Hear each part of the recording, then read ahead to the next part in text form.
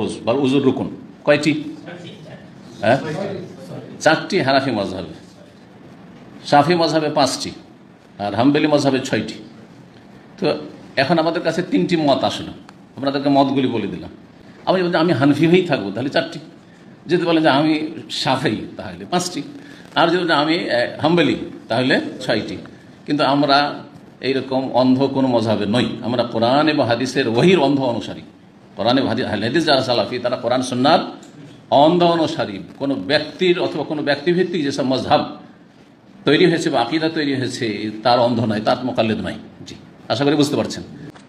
আমরা যখনই দেখবো যে ইখতিলাফ হয়েছে তো কোরআনের সমাধান আছে। ফাইন তানাজাতুম ফি শাইইন ফারুদ্দুহু ইলাল্লাহি ওয়া রাসূল, কোনো বিষয়ে তোমাদের যদি মতবিরোধ হয়, আপোষে বিভিন্ন মত দেখা যায়, ইখতিলাফ তানাজু মানে ঝগড়া বিবাদ, সে দুনিয়া নিয়ে হোক, দিন নিয়ে হোক, জমি জায়গা নিয়ে হোক, টাকা পয়সা নিয়ে হোক, আর অন্য কিছু নিয়ে হোক, ক্ষমতা নিয়ে হোক, অথবা দিন নিয়ে হোক, মাসলা মাসাইল নিয়ে, আকিদায় হোক, ফিকহ মাসলা মাসাইলে হোক, উজুই হোক আর তায়াম্মুমে হোক, যদি কোনো ক্ষেত্রে উজুর ফরজ কয়টি? ফাইন তানাজাতু ফি শাইইন, কোনো বিষয় যদি তোমরা আপোষে তানাজু দেখো, ঝগড়া বিবাদ দেখো, মতবিরোধ দেখো, কি করো? কোনো একটাকে ধরে নাও, অথবা তোমাদের দেশে যে দলটা ভারী আছে সেটাকে ধরে নাও। এই কথা বলা হয়েছে। যদি বলা হয়তো তোমাদের দেশে যে দলটা ভারী সেটা ধরে নাও, তাহলে ভারত, বাংলাদেশ, পাকিস্তানে হানাফি মেজরিটি, তো হানাফি মজাবটা ধরে নিতেন।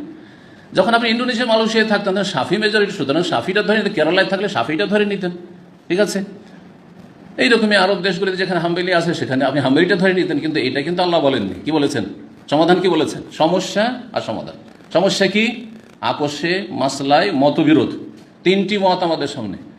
কি করতে হবে? সমাধান। ফারুদ্দুহু ইলাল্লাহি ওয়ার রাসূল, ফিরিয়ে দাও আল্লাহর দিকে এবং তার রাসূলের দিকে। আল্লাহর দিকে ফেলে কোরআনে কারিমে তলাশ করতে হয়। তো কোরআনে কারিমে স্পষ্ট কিছু পাই না, তারপর আছে অস্পষ্ট এই বিষয়ে ওযুর ফরজ সম্পর্কে।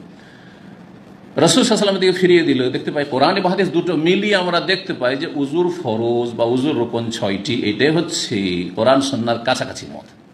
বোঝা গেছে? 4টি যে কোরআনে কারিমে স্পষ্ট ভাষায় উল্লেখ করা হয়েছে, ফাকসিলু ওয়ুজুহাকুম, চেহারা, ওয়াইদিয়াকুম, হাত, হ্যাঁ, কমিশাল মারাফিক, অমসাহ মাথার মাসে, আর ওয়ারজুলাকুম ইলাল কাবাইন, আর পা টাকনা সহ, এই 4টা হলো। আর তারপরে যেই সিরিয়ালে আল্লাহ বললেন সেটার নাম তরতিব, সেই সিরিয়ালটা বহাল রাখা।